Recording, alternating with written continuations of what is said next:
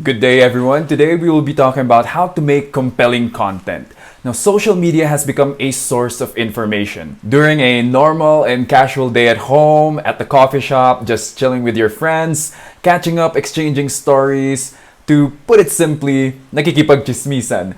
Social media becomes a reference point for some of our conversations. Nakita ko sa TikTok, nabasa ko sa Facebook, sabi sa YouTube. These platforms are generally viewed as entertainment platforms. As some would say, it's where they go to escape from the real world. However, with the millions of users on these platforms, it makes sense to use them as vehicles to deliver information. That's why nowadays, what was once a fun platform is now viewed by some people as toxic because some of the information that is presented is negative. While others deem social media as like a one-stop shop. You get to communicate with your peers, get a good laugh from funny videos, and you also get updated about current events. Everything's there, no need to look it up on Google and look at different websites. You just scroll through and everything you need is given to you. While it has become a source of information, it's not necessarily the most legitimate source of information because not everything is filtered on social media. All types of information is being distributed, even misinformation, which is why when we are in a professional setting, you can't really use social media as a reference.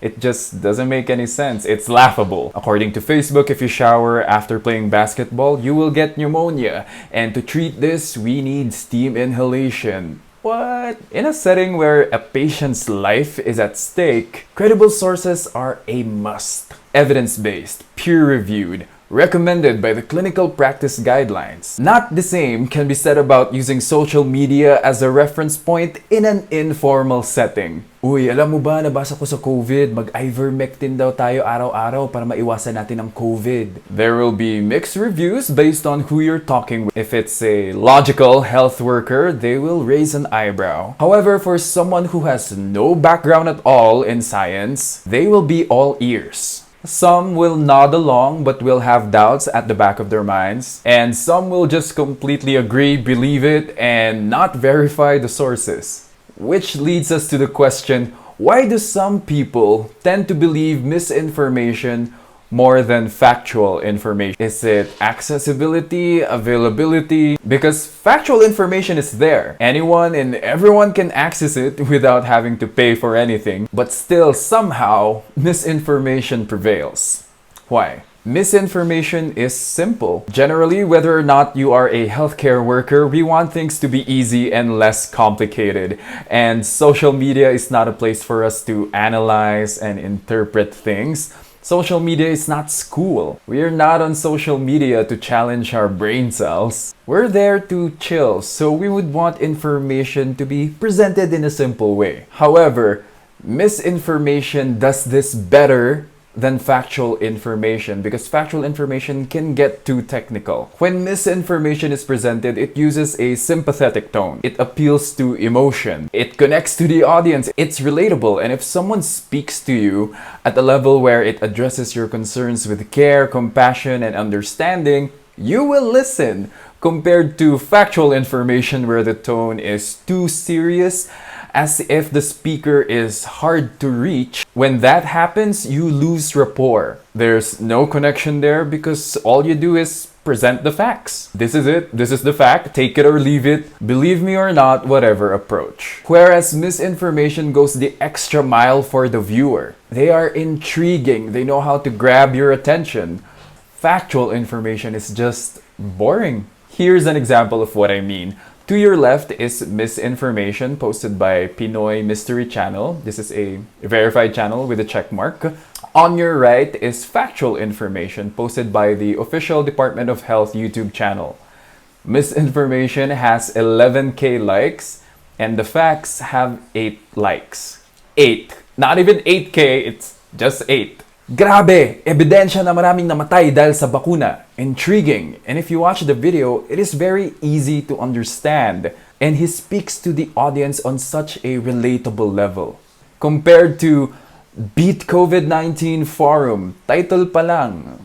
Who's gonna watch that? The presentation is too technical, as you can see from the slide there. And the speaker feels very disconnected from the audience. Now, you might argue, but Kiloman Guru, we're professionals. We're not vloggers. What matters is we speak the truth. What matters is we are evidence-based and use peer-reviewed journals. Do we really need to put in the effort to make people listen to us? I mean, isn't that their choice that they want to believe misinformation? Should we force them? Yes, we do need to put in the effort. Because if we allow misinformation to be more successful, what does that mean for us?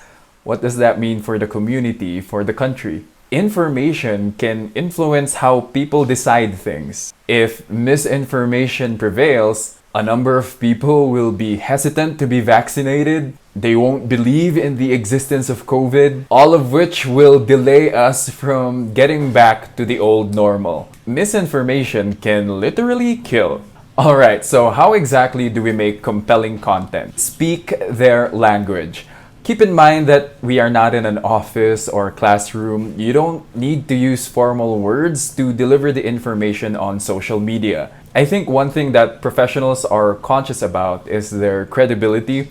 They're afraid that if they speak a certain way, people won't believe them, they lose respect. That may be true in a formal setting, but on social media, we need to change the way we speak if we want the public to absorb the information. Because we need to keep in mind that not everyone comes from a science background, profession, or course. So the language needs to be for everyone, not just a particular group. One thing I do when explaining medical topics is I do my best to use the simplest of terms to get my point across, and if difficult to translate, I use visual aid and analogies. Be their friend. This is just my way of saying to keep it humble when you're explaining things. Don't speak like an expert, because when you speak like an expert, it gives off the attitude that, oh, I know better than you should listen to me.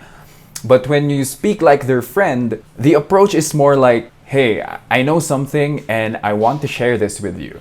Next, kindness is key. I know as a healthcare worker, it is frustrating when people believe the fake news more than they believe you. But please don't get too aggressive in educating them to the point that you underestimate them, call them names, and curse them. All the more that they won't listen. Be kind and calm with your approach. Do not underestimate the public because they will listen as long as you have the patience to teach them. Here are examples of healthcare professionals who were able to use their platforms to deliver factual information in a compelling way. Here's Doc Alvin Francisco, where he talks about Sinovac, pharmacist Archie Larga, where he explains the side effects of the COVID-19 vaccine, and of course Dr. Aura, where she talks about natural and vaccine-induced immunity, and some random guy there. What exactly do you need to make a compelling content? First is a script. Never start shooting without a script. This is important. That way you can criticize your work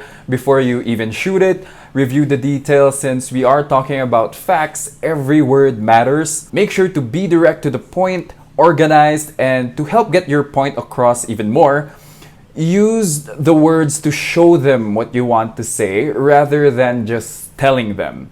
Paint the bigger picture. Make them realize how this not only affects them, but the community at large. Make sure you have good lighting. Shoot in the morning in front of the window. The best lighting is natural light. No need to buy expensive lighting equipment. Have a neat background. Clear your background. Make sure it's not distracting. Clear audio. You don't really need a high quality camera. If you're going to invest in one thing, invest in a good microphone like a lapel. We want people to listen to us, so prioritize audio. Learn how to edit, just the basics, cutting, inserting text, images, to help put emphasis on what you're talking about. You can download CapCut, available on Android or iOS. Very user-friendly, and you'll get the hang of it in less than 12 hours. There you go, you're all set to creating your own content. Remember that everybody is willing to learn, we just have to be patient enough to teach them.